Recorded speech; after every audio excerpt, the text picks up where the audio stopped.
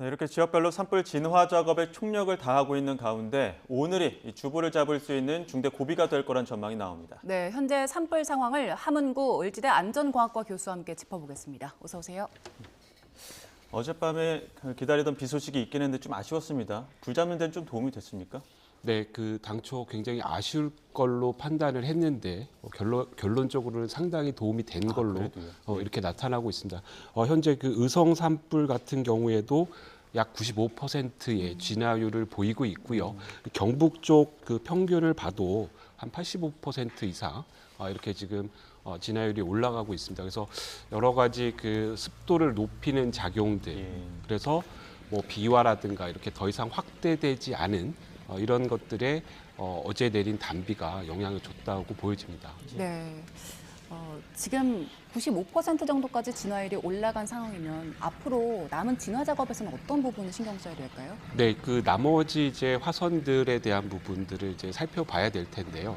뭐 이제 주불 진화에 대한 맥락을 좀 살펴보면 이제 95% 정도라고 한다면 어느 정도 이제 주불도 상쇄가 된 이런 시점이라고 보여지고요. 근데 이제 문제는 과거의 사례를 보면 또 강한 바람이 불면 거의 뭐 90% 이상 상회했던 진화율이 다시 또 확대되는 화선이 확대되는 이런 모멘텀으로 자꾸 전개가 됐었는데요. 적어도 오늘 정도는 그렇게 이제 확대되는 부분들이 용이하지는 않을 것 같습니다. 당초 이제 비가 내린 부분들이 있고요. 아직 습기가 남아 있는 조건들이 있어서 지금이 어떤 말씀하신 뭐 주불이라든가 이 전체적인 어떤 통합적인 이런 진압을 완료하는데 가장 적기라고 보여집니다. 근데 이제 오후부터는 또 건조하고 강한 바람이 또 분다고 해서 이 부분이 또 변수가 되진 않을까 싶은데 어떻습니까? 네, 그렇습니다. 지금 말씀하신 것처럼 이제 굉장히 건조한 바람이 불게 되면 아주 적은 강수량에 있던 이런 습기들이 모두 다 또 날아가게 되거든요. 교수님 잠시만요. 지금 경북도지사가 현장에서 브리핑이 있다고 해서요. 현장 브리핑 일단 듣고 다시 교수님 이야기 듣도록 하겠습니다. 현장 연결하겠습니다. 태풍을 동반하는 그런 산불이었습니다. 그전에는 동해안 산불이 평균 속도가 5.2km에서 역대 가장 빠른 산불로 진화되었는데 이번은 그보다 훨씬 빠른 시간당 8.2km, 초속 17m 바람이 불면은 태풍으로 부르는데 27.6m 바람이 불었습니다. 그렇기 때문에 중형 태풍을 동반한 산불이었기 때문에 4시간 전에 동해안까지 다 가는, 그래서 40km 이상을 4시간 이내에 다 확산되었습니다. 그렇기 때문에 이건 대비를 할 수 없는 그런 정도의 산불이었다고 생각합니다. 그래서 제가 보기에는 산불이 났는데 영덕의 정박죽이든 바다의 정박죽 배가 12척이나 탔습니다. 산에 불 났는데 어떻게 바다에 있는 배가 불이 타느냐. 바람이 불어서 불씨가 날아가서 바다에 있는 불이 났는 겁니다. 그 정도로 감당이 어려운 불이었고, 지난 1월 달에 미국 LA에서 박찬호 선수 집이 불탔다고 해서 많이 뉴스가 되었는데 그때 산불도 한 20일 이상 진행이 되었는데 그만큼 어려운 산불이 23,000헥타 정도의 피해를 받습니다. 그런데 오늘날까지 우리 지역은 45,000헥타 이상의 산불 영향구역으로 들어가 있습니다.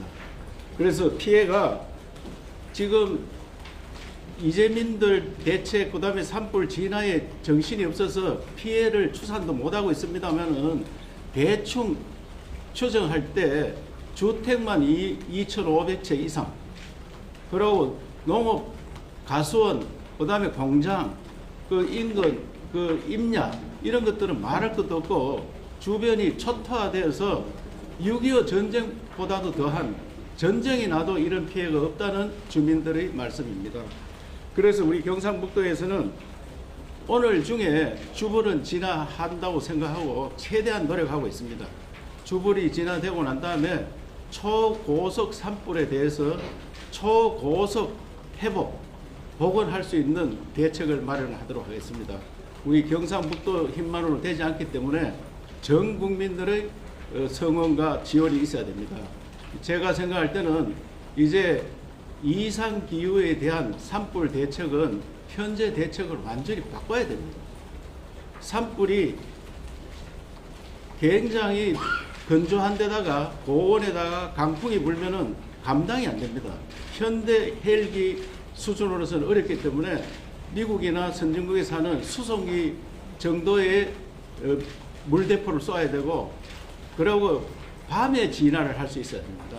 우리는 밤에 장비가 없습니다. 밤에는 오직 사람의 손으로만 진화를 하는데 그 수준 가지고는 우리나라 산림이 과거보다 많이 우거졌기 때문에 감당이 어렵습니다. 그래서 이러한 야간 산불 진화 시스템, 그 다음에 산불 대피에 대한 새로운 매뉴얼을 만들어야 된다고 생각하고 있습니다. 그래서 저들은 이러한 대책을 중앙정부에 요청을 하고, 지금부터는 피해 지역에 대한 복구에 대해서 대책을 마련하도록 하겠습니다. 우선에 이재민 집이 불탄 분들을 어떻게 빠르게 가정으로 모시는 정책인데, 대부분 농사에 짓는 분들이 농사철이 되었기 때문에 자기 농업이 전용할 수 있는 집 인근으로 가서 생활을 해야 됩니다. 그래서 임시주택을 마련하는데도 한 달 이상 시간이 걸립니다. 그래서 한 달 동안에 바로 집 옆에서 생활할 수 있는 그런 공간을 마련하는데 최대한 노력을 하겠습니다. 이것은 경북도의 실력 가지고는 어렵기 때문에 중앙정부에서 코로나 때 집을 준비한 그 수준이 있습니다. 에어돔을 만들어서 생활할 수 있는 이런 것들을 전국적으로 저들도 수배를 하고 있습니다만은 중앙정부 차원에서 이 지원을 해주면은 임시주택을 마련한 한 달 동안은 집 옆에 가서 공당 생활하면서 농업에 전념을 할 수 있도록 하는 일상회복을 하고, 그 임시주택을 마련하고 난 다음에 자기가 평생 살 수 있는 집을 마련하는데, 울진 산불의 예를 들어보면은 산불 성금이라든지 정부 지원하든지 제9 기금을 주는데 개별한테 주니까 대부분 집을 못 짓습니다. 개별 통장에 들어가니까 집 짓는데 굉장히 애로사항이 많습니다. 지금 대부분 동네들이 75가구, 30가구, 20가구 전 마을이 다 불탔는데, 이 마을을 전화 이복의 계기로 만들기 위해서는 우리 정부 차원에서 집으로 지원해주는, 돈으로 지원해주면 집을 없어집니다. 그래서 집으로 지원해주는, 마을 전체를 새롭게 꾸며서, 여기는 불난 지역이지만 200년 후에 300년 후에 갔을 때 새로운 마을이 생겼다. 우리 마을은 300년 전에 불이 다 탔지만 이렇게 문화적으로 유산으로 남아왔다 하는 그런 역사에 남는 정말로 전화이복의 계기를 만들도록 제도를 중앙정부에서 바꿔주기를 건의드립니다. 왜냐하면 지금은 개별한테 돈을 지원하게 때가 있는데, 울진 산불에서 볼 때는 개별한테 주니까 돈이 거의 다 사라지고 또 연세 많은 분들이 많기 때문에 집을 안 지으려고 합니다. 그렇다면은 지금도 시골 지역에서 소멸이 되고 있는데 집까지 없어지면 더 소멸됩니다. 그래서 차제의 새로운 제도로 마을을 새롭게 형성하는, 완전히 관광단지로 만들 수 있는, 그렇게 했으면 좋겠다는 말씀을 드리고, 또 산업 분야, 산업 공장도 많이 불이 탔고 농업도 많이 망가졌습니다. 그래서 이 분야에 대해서는 저리 장기 자금을 빌려주는 이런 제도들을 많이 마련해서 준비하도록 하겠습니다. 그에 대해서는 저들이 꼼꼼한 대책을 마련하고 있다는 말씀을 드리고, 또한 지금 가보면은 이재민들이 갑자기 나와서 반팔 입고 있는 분들도 있고, 그 슬리퍼 끌고 나오신 분들도 있고, 이래서 생활이 말이 아닙니다. 이 생활이 더 가면은 그 불만이 쏟아질 것 같은데, 그래서 저들이 많은 지원을 받아서 국민들이 지원해주는 옷도 지원해드리고 하지만 많이 부족합니다. 그래서 경상북도에서는 경북도 의회와 상의해서 긴급 재난지원금 피해 지역에 있는 분들이 5개 시군인데 27만 명쯤 됩니다. 27만 명에 대해서 30만 원씩 긴급 재난지원금을 지원하도록 하겠습니다. 오늘 그 이런 지원을 하기 위해서 의회에서 의장님도 오시고 의원님들도 많이 오셨는데 같이 공감을 하고 있고, 다음 월요일 날 임시회의를 열어서 원포인트 회의를 열어서 결정해서 바로 지원할 수 있도록 하겠다는 말씀을 드립니다. 우리가 뭐니 해도 국민의 생명과 재산을 지키는 일이 가장 중요한 일입니다. 그중에 생명 지키는 게 가장 중요한 일인데 이러한 초고속 산불이 나니까 생명 지키는 일에 있어서 매우 부족했다는 반성을 하고 있습니다. 그래서 우리나라 산불 대책에 전반적인 점검이 있어야 된다고 생각하고 도에서도 이런 대책을 마련해서 우리나라 전체에 확산되는 계기를 만들도록 하겠습니다. 저는 오늘 이 자리에 서서 다시 한번 국민 여러분들께 매우 미안한 마음을 갖고 있고 또 국민들께서 너무나 많이 도와주셔서 자원봉사자 또 성금 또 물품 지원 이런 것들이 쏟아지고 있습니다. 대한민국은 아직도 공동체가 살아있다는 것을 느끼고 있다는 말씀을 드립니다. 네, 이상입니다. 네, 다음은 질의 답변 시간을 갖겠습니다. 잠시 우리 노무현 의장님과 군수님 그리고 관련 실무장님들은 같이 앞으로 배석해 주시기 바랍니다.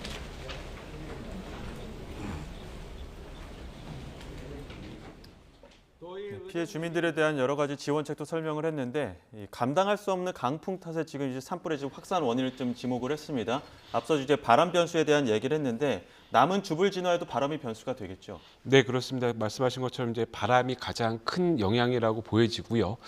그리고 예보상 보면 상당히 또 강한 바람이 불 걸로 이렇게 지금 예보가 돼 있어서 말씀하신 것처럼 이제 지금 어떤 습도가 남아 있을 때 이걸 이제 골든 타임으로 보고 좀 총력을 기울여서 진화 작업을 또 서둘러서 진행을 할 필요성이 있어 보입니다. 예.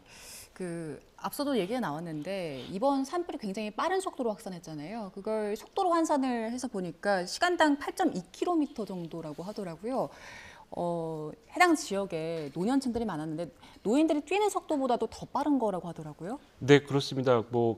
시청자분들이 이렇게 체육관 가서 러닝머신을 뛰더라도 1시간에 7km 이상 찍히게 뛰기 어렵거든요. 그러니까 노인분들이라고 하면 지금 말씀하신 시속 8.2km의 속도라고 한다면 감당할 수 없는 속도인 거죠. 네. 예, 왜 이렇게까지 빠른 속도로 퍼진 겁니까? 지금 이제 굉장히 그게 좀 이례적인 부분인데요. 예. 가장 이제 바람이 셌던 산불이 이 고성 산불이었는데요. 당시 초속 33m/s 정도 됐거든요. 그 당시에 산불 확산 속도가 5.2km 정도 예. 시속. 그러니까 바람이 더 셌는데도 불구하고 지금 의성 산불보다는 더 속도가 낮았던 거죠. 이게 의성 산불이 더 높은 거죠. 예. 상대적으로 바람이 낮았는데도 불구하고. 바람으로만 설명이 되는 건 아니네요. 그렇죠. 그래서 지금 말씀하신 것처럼 바람뿐만 아니라 이제 그동안의 어떤 식생의 변화, 산림도 굉장히 과거보다는 우거졌고요. 그리고 건조도 또 한 가지는 이제 많이 지적이 되고 있는 이제 침엽수라고 하는 우리나라 이제 소나무가 주력으로 지금 자생하고 있는 부분. 특히 이제 의성 지역 같은 경우에 면적의 약 52.4%가 이 소나무 침엽수로 구성이 돼 있는 걸로 이렇게 나타나고 있습니다. 그런 부분을 좀 속아내거나 아니면 다른 수종으로 좀 바꿔야 된다는 목소리도 있더라고요. 네, 그렇습니다. 그러니까 적어도 도심지라든가 민가라든가 아니면 사찰이라든가 이런 부분에 있는 소나무들은 말씀하신 대로 좀 속아내고 예. 이 화재에 강한 이 활엽수 이런 예. 수종들을 방수림으로 구축을 할 필요성이 있는 거죠. 그럼 적어도 그러한 시설이라든가 이런 곳에서 급격하게 확대되는 이런 것들은 좀 미연에 막을 수 있다라고 보여집니다. 예. 바람도 강했고 그리고 식생이 변하기도 했고 또 워낙 건조한 날씨 때문에 인명피해가 굉장히 컸습니다. 지금까지 인명피해 상황 어떻습니까? 지금 사망하신 분들만 28분이거든요. 한 분은 이제 헬기 조정으로 돌아가셨긴 하지만 지금 이제 가장 그러니까 면적으로 따지면 가장 큰 피해가 됐던 게 동해안 산불인데요. 당시에 한 분도 안 돌아가셨거든요. 그러면 비슷한 면적의 예. 피해를 놓고 봤을 때 지금 이제 28분이라고 하는 돌아가신 분들의 숫자는 굉장히 뼈 아픈 예. 이런 그 숫자고요. 실제로 이제 많은 이번 산불이 굉장히 빠르게 확산됐다라고 이야기를 할 수 있지만 그럼에도 불구하고 산불 같은 경우에는 어느 정도의 대피할 수 있는 시간이라든가 이런 것들은 보장이 되는 부분이 있거든요. 예. 근데 이런 것들이 현장에서 물론 이제 고령층이신 분들 또 제대로 거동이 못 하시는 분들 뭐 이런 분들이 주로 변을 당하셨지만 그렇기 때문에 이렇게 좀 재약자에 해당되시는 이런 고령층들 이런 것들은 그 지역의 뭐 인구 분포상 당연히 선제적으로 예측이 되던 부분이었거든요. 예. 네, 그래서 이 부분이 굉장히 좀 뼈아픈 지점이라고 보여집니다. 예, 지금 저희가 그 산청 지역도 한번 살펴봐야 될 것 같은 게 산불이 가장 먼저 시작된 곳이고요. 오늘이 8일째입니다. 특히나 그 지리산 그 천왕봉 턱밑까지 갔었는데 현장 기자들 그 아까 저 연결했을 때는 그래도 거기까지 번지지 않고 좀 막고 있는 상황인 것 같더라고요. 이 지금 산청 지역 산불 상황 어떻게 보십니까? 네, 산청 지역도 말씀하신 것처럼 이제 최초 산불이 시작된 부분이었고요. 그리고 말씀하신 것처럼 이제 천왕봉 쪽으로 산불이 진행하는 이런 과정에 있었습니다. 다행히도 어느 정도 화세가 진정이 된 걸로 이렇게 보여지고 있고요. 진화율도 이제 80%가 넘는 걸로 제가 들어오기 전에 확인을 했었는데 예. 그런 부분들을 좀 따져 본다면 이쪽 그 천안봉 지역은 지금 이제 의성 쪽하고는 약간 좀 식생이 좀 다르거든요. 그러니까 활력수 분포 비용도 굉장히 많고요. 지금 이제 이쪽 남쪽 부분 이제 상당히 또 나무에 물이 오르는 이런 시점이라서 오늘 중으로 아마 좀 적극적으로 진압이 된다라고 하면 어느 정도 진압이 가능하지 않을까 이렇게 보여집니다. 오늘 완진 소식을 들려드릴 수 있으면 좋겠는데 그런데 진화율이 뭐 80%, 90%까지 올랐다가도 다시 좀 떨어지는 상황이 반복됐었잖아요. 이렇게 불이 꺼지지 않고 계속 되살아나는 건 왜 그런 겁니까? 네, 기본적으로는 이제 그 바람에 의한 영향이 가장 큰 부분이었고요. 그리고 이제 건조도에 대한 뭐 그런 것들이 주요한 영향인데요. 지금 이제 어쨌든 어제 좀 해당 지역도 비가 좀 내렸고요. 그래서 이런 부분들이 쉽게 과거처럼 다시 비와에 의해서 광범위하게 화선이 확산되는 이런 것들은 오늘 안에는 적어도 발생하기가 좀 어렵지 않을까. 예, 그래서 이번 기회를 앞서 말씀드린 좀 레버리지로 삼아서 예. 적극적인 좀 진압이 필요한 시점으로 보여집니다. 저희가 단비를 간절히 기다렸던 것도 이 산불이 계속됐고 또 확산됐기 때문인데 정부가 경북 지역 4곳을 또 특별 재난 지역으로 추가로 또 선포하기도 했거든요. 이렇게 되면 정부 대응은 어떻게 바뀌는 겁니까? 네, 지금 이제 경북 지역이 거의 이제 특별재난 지역에 선포가 됐다라고 보여집니다. 그래서 추가로 된 부분이 이제 경북 안동, 청송, 영양과 영덕인데요. 사실 이제 산림촌도 영덕까지 산불이 확산되리라고는 이제 예측하지 못했었는데 예. 지금 이제 영덕의 피해도 이제 상당한 것으로 이렇게 나타나고 있어서 지금 이제 말씀드린 영덕까지 4곳이 특별 재난 지역으로 선포가 되고요. 이렇게 된다면 앞서 그 보도에서 나온 것지만 정부에서 적극적인 재난관리 기금을 투여를 할 수가 있거든요. 그래서 이런 것으로 빨리 어떤 그 현지의 좀 여러 가지 부분을 좀 안정화시킬 필요성이 있어 보입니다. 네. 오늘이 이제 산불을 좀 잡을 수 있는 골든타임이라는 말씀도 주셨는데 그런데 비 소식은 당분간 없는 것 같더라고요. 그래서 비가 내린 뒤에 날씨가 좀 더 건조해질 것이다 이런 전망들이 있었는데 산불 진행이 조금 더 확산될 수 있다 이런 우려가 나오는데 이 상황에서는 그럼 지금 진화에 어떤 걸 가장 신경 써야 될까요?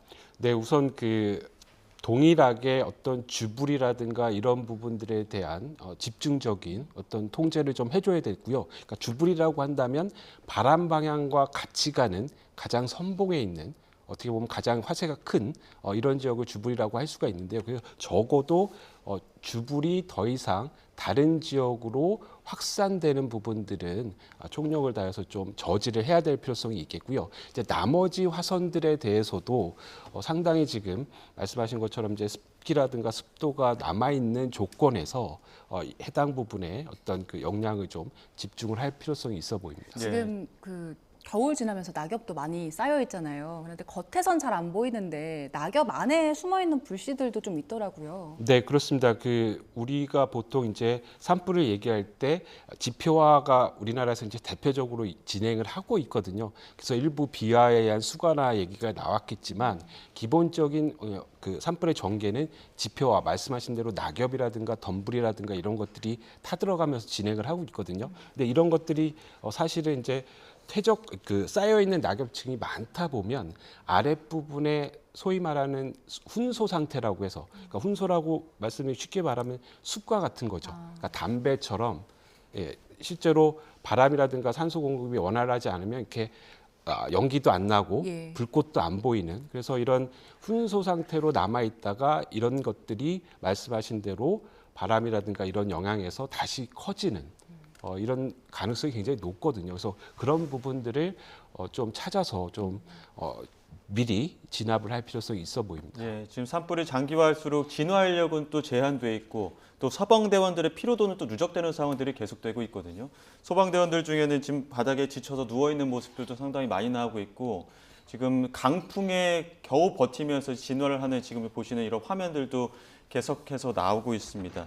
자, 지금 체력이 좀 한계에 다다르고 있을 것 같기도 하고요. 진화 헬기에 대한 어떤 가용성도 좀 떨어지지 않을까 싶은데 그런 부분에 대해서는 우려는 어떻습니까? 네, 우선 그 지금 진화의 최전선에 있는 그 산불 예방 진화 대원분들, 이분들의 피로도가 굉장히 높은 이런 상황이고요. 특히 이제 이분들 조직 구성 자체가 굉장히 고령이신 분들이 많고요. 예. 우리나라에 한 400분 정도 이렇게 지금 활동을 하시는 분들도 계신 걸로 알려져 있는데요. 그래서 그런 분들에 대해서 적극적으로 지금은 이제 어느 정도 실제로 진압하시는 분들의 안전을 좀 최우선해서 어떤 작전을 수립을 할 때라고 보여지고요. 예. 제가 이 말씀을 왜 드리냐면 어제도 진압 대원으로 활동을 하시다가 집으로 귀가하시다가 예. 화를 당하신 분도 있거든요. 그래서 그런 것들에 대한 그 세세한 이런 매뉴얼도 이번 기회에 좀 잘 정비를 해서 진행을 할 필요성이 있어 보입니다. 예, 말씀하신 대로 좀 매뉴얼 자체가 취약하다 보니까 그 산불 진화대원들이 대부분이 기간제로 뽑고 또 지역에 있는 그 고령 주민들을 뽑기 때문에 전문성이 좀 떨어진다는 지적이 있더라고요. 앞으로 이 점도 보완을 해야 될 것 같아요. 네, 그렇습니다. 앞서 말씀드린 대로 산불 진화 대원분들이 어떻게 보면 국가의 공공근로 사업으로 이루어지는 기반을 두고 있거든요. 근데 이제 그러한 여러 가지 사회적인 기반을 어떻게 보면 그 명칭이라는 이유로 굉장히 최전선에 이번에 투입이 되면서 여러 가지 어떤 그 피해들이 발생을 하고 있거든요. 그래서 이런 것들을 실제적인 시스템으로 좀 정비를 해야 될 필요성이 있겠고요. 그러니까 이 산불 진화 대원 말고 특수 진화대 분들, 그러니까 예. 이분들은 굉장히 스페셜하게 교육도 받고 상당히 또 젊은 층으로 전문화된 인력으로 구성이 돼 있거든요. 그래서 이런 분들을 더 조직에 확대할 필요성이 있겠고요. 그리고 지금의 산불 예방 진화 대원분들은 좀 후방에서 이런 잔불 정리라든가 그래서 어떤 그 조직별로 업무에 대한 영역을 좀 구분을 해서 진행을 하는 것이 좋겠습니다. 또 안타까운 일이 의성 산불 현장에서 진화 작업하던 헬기가 추락하는 사고도 있지 않았습니까? 여기에서 어떤 좀 문제점이 있었다고 볼 수 있을까요? 네, 말씀하신 것처럼 이제 헬기 운영도 지금 이제 굉장히 노후화된 기종으로 또 계속해서 쉬지 않는 상태에서 지금 투입이 되는 조건이거든요. 따라서 이제 이런 그 헬기 운영 자체도 뭐 계속해서 사실은 이제 그 관련 산림청 보고서에서도 뭐 헬기에 대한 최신 기종에 대한 도입 뭐 이런 것들이 계속 지적이 되어 왔고요. 근데 예. 이제 현실적으로 이런 부분들이 이제 예산이 반영이 안 되고, 그러니까 결국은 어느 정도는 예측이 되고 알고는 있지만 이게 실제 상황에서는 개선이 안 되고 있는 조건들이고요. 이러한 악조건 하에서 결국은 말씀하신 이제 돌아가실 안타까운 그런 사고들이 자꾸 발생을 하는 걸로 이렇게 보여집니다. 예, 교수님 지금 장비 문제 그리고 인력 부족 문제 짚어주셨는데 그 2년 전에 산불 크게 나면서 산림청에서는 그 산불 백서도 만들었잖아요. 그때 다 지적이 됐던 문제인데 이게 안 바뀌어서요. 이번에는 좀 바뀌어야 될 것 같은데 제일 먼저 시급하게 도입해야 되는 것, 시급하게 지금 보완해야 되는 점 어떤 겁니까? 네, 지금 뭐 헬기를 도입을 하려 그래도 뭐 미국 같은 나라에서도 자국의 뭐 LA 산불이나 이런 것 때문에 반출이 안 되는 이런 상황들이거든요. 그러니까 지금은 이제 돈이 있어도 못 싸우는 지경에까지 이를 수도 있는 상황이기 때문에 차제에 이제 이런 부분들을 앞서 말씀하신 대로 기재부라든가 이런 곳에서 이런 재난에 관련된 부분에 대해서는 최우선으로 좀 고려가 돼서 예산 반영이 좀 필요한 시점이고요. 말씀하시는 2년 전에 그런 산림청에서 나온 백서의 내용들은 어떻게 보면 가장 최소한의 내용들이거든요. 이게 뭐 굉장히 미니멈한 어떤 기준이기 때문에 이런 기준은 꼭 맞출 수 있는 이런 좀 프로세스가 좀 진행을 될 필요성이 있어 보입니다. 예, 지금 여러 가지 문제점들에 대해서도 좀 짚어봤는데 특히나 뭐 침엽수 문제나 아니면 강풍 문제 혹은 인력 장비에 대한 부족 문제들도 짚어주셨습니다. 또 한 가지가 임도, 그러니까 산길이 없어서 장비가 들어가지 못하는 문제에 대해서도 지적이 많더라고요. 네, 그렇습니다. 우리나라 이제 대부분의 그 임야에서 이제 임도가 거의 없거든요. 그러니까 임도가 만들어지려면 산림 안에 있는 자원이 그 이용이 돼야 돼요, 사실은. 그러니까 다른 나라들 같은 경우에 임도를 통해서 해당 산지의 여러 가지 자원들을 채취하거나 이송을 하는데 우리나라 같은 경우에 말씀하신 대로 뭐 소나무가 대부분이고요.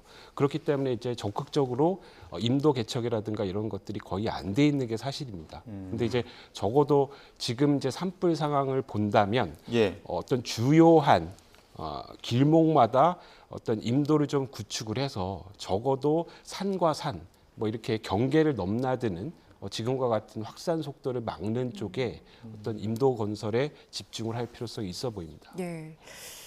지금 불길 잡는 것도 문제지만 집을 잃은 분들 이제 대피소 생활을 하고 계시는데 대부분이 어르신들 그 노년층이잖아요. 그 불이 타면서 유독 물질들이 굉장히 많이 나오는데 지금 당장은 건강에 이상이 없는 것 같아도 병원 좀 가셔서 아니면 현장에서 좀 이에 대한 의료 지원도 좀 필요할 것 같아요. 네, 그렇습니다. 지금 말씀하신 부분이 앞으로 이제 그 눈여겨봐야 될 가장 큰 지점이라고 보여지는데요. 뭐 산불이 지나가게 되면 거기에 여러 가지 유해 물질들이 남아져 있고요. 그러니까 대기상에도 남아 있을 수 있고요. 여러 가지 물건들에도 착상이 돼 있거든요. 그래서 이런 부분들을 깨끗하게 청소하고 뭐 재정비하는 과정에서 지금 어떤 그 이재민 상황에 계신 분들의 능력으로는 한계가 있거든요. 그래서 그런 것들을 전반적인 어떤 중앙이라든가 아까 말씀드린 여러 가지 행정 조직을 통해 가지고 그런 기반을 좀 마련을 해드려야 되겠고요. 또 한 가지는 이제 굉장히 심리적인 부분도 큽니다. 그래서 이런 뭐 트라우마에 대한 부분이라든가 정신적인 이런 부분들도 같이 좀 아울러서 좀 지원이 될 필요성이 있어 보입니다. 예, 지금 이제 저희 이재민 보호소에 어르신들도 많고 특히나 이번 대피하는 과정에서도 또 희생된 분들도 이제 어르신들이 많거든요. 고령층이. 재난 문자가 100건 넘게 쏟아졌는데 고령층 노인분들이 이제 온지도 모르고 계셨다는 분들도 많지 않습니까? 이런 부분에 대해서 행정당국이 좀 적극적인 좀 대피 어떤 체계를 좀 만들어야 되지 않을까 싶은데 어떻습니까? 네, 그렇습니다. 그 어떻게 보면 학습 효과일 수도 있는데요. 그러니까 이게 어떤 재난 상황에서 재난 문자를 늦게 보내거나 뭐 이러면 이제 담당 공무원이라든가 행정기관으로서는 이제 굉장히 곤욕스럽기 때문에 예. 일단 보내고 보자라는 부분들도 있고요. 그러니까 이게 무슨 말씀이냐면 안동시의 경우에도 이게 동시에 광역적으로 한꺼번에 워닝을 주다 보니까 예. 결국은 이제 진짜로 시급하게 대피를 해야 되는 분들이 체류에서 원활하게 작동을 안 되는 뭐 이런 것들 그리고 말씀하신 것처럼 굉장히 좀 오지에 계시거나 실제로 이런 그 재난 문자라든가 이런 걸 확인하지 못하는 예. 그런 분들 같은 경우에는 무용지물이 상황이거든요. 예. 그래서 이런 것들을 뭐 도시화 그리고 어떤 그 좀 지역적인 부분 이런 것들을 좀 나누어서 이런 프로세스를 만들 필요가 있어 예. 보입니다. 말씀하신 대로 그 문자 자체가 무용지물인 상황들이 이번에 많이 발생했잖아요. 3G 폰이기 때문에 문자 자체가 안 가는 경우도 있었고 핸드폰이 없는 어르신들도 계시고 그런 경우에는 이제 관계자와 또 그 어르신들을 1대1로 좀 매칭하는 식으로 해서 네네. 직접 뭐 모시고 간다든지 이런 대책도 필요할 것 같아요. 네, 그렇습니다. 그 외국의 사례를 보면 지금 말씀 주신 것처럼 해당 지역에 재약자로 분류되는 고령인이라든가 아니면 뭐 장애인 분들이라든가 이런 부분들에 대한 통계를 기반으로 하고 말씀하신 대로 각각 그 사회복지라든가 이런 시스템과 매칭이 되면서 위기 상황이 됐을 때 이런 분들의 조직을 활용해서 먼저 선제적으로 빨리 대피를 시키는 이런 시스템도 우리나라에 좀 정착이 될 필요성이 있어 보입니다.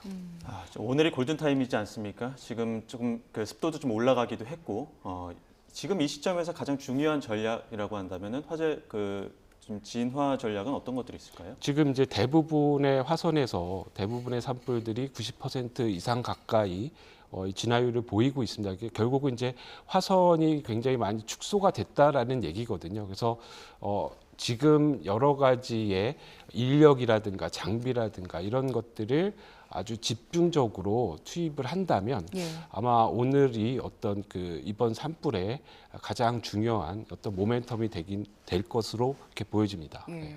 앞으로 이제 산불이 나면 규모 자체가 좀 커지고 또 이제 위험 지역이 따로 없더라고요. 전국적으로 산불이 다 위험하기 때문에 이 체계를 어떻게 만들어 나가야 되나 이런 얘기를 해야 될 것 같은데 지금 이번에 대피 장소를 우리는 이번에 3번이나 바꿨다는 보도가 있더라고요. 이런 부분에 대해서는 지자체 차원에서 이제 산불이 나면 어디로 대피를 해야 한다 이런 구체적인 매뉴얼이 더 나와야 될 것 같아요. 네, 그렇습니다. 그러니까 어떻게 보면 또 경북이나 이쪽 지방에 그동안에 아주 이렇게 확대돼 나가는 산불이 없었고요. 그렇기 때문에 말씀 주신 것처럼 산불이라고 하는 이벤트에 대한 충분한 뭐 대피소 지정이라든가 이런 것들이 전혀 없는 실정인 거죠.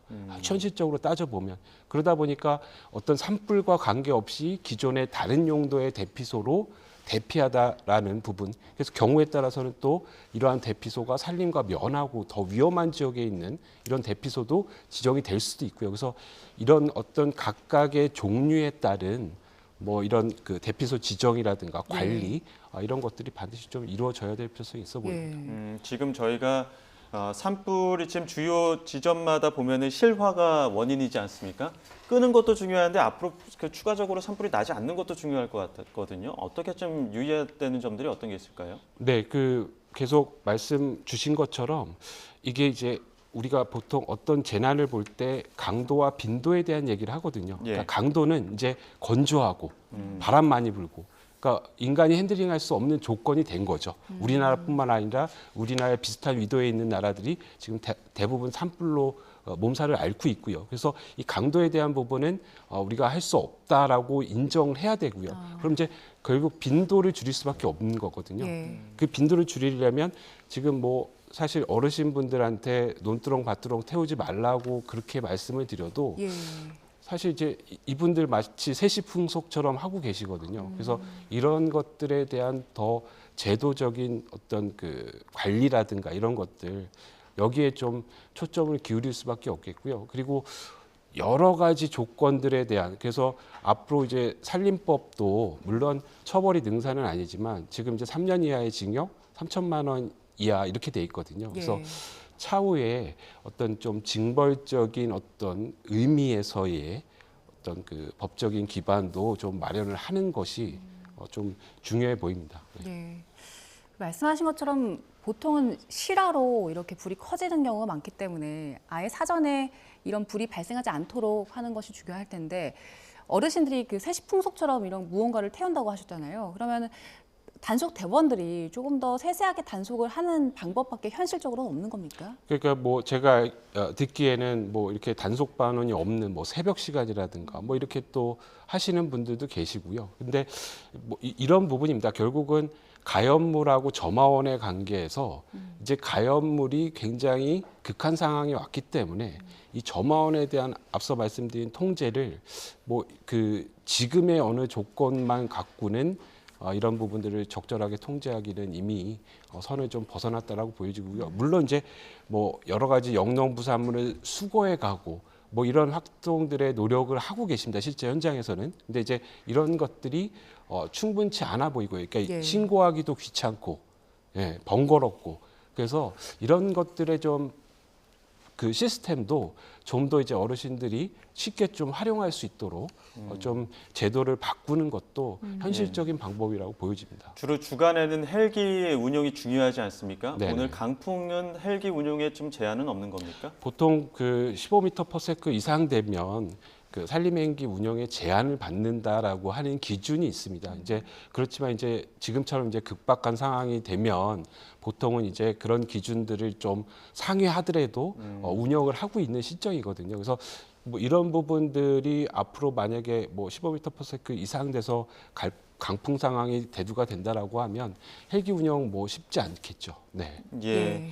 자, 지금 저희가 지역별로 상황 알아보고 또 오늘 좀 유의해야 될 상황, 또 골든타임이 어떤 전략으로 해야 되는지까지 짚어봤는데요. 여기까지 듣도록 하겠습니다.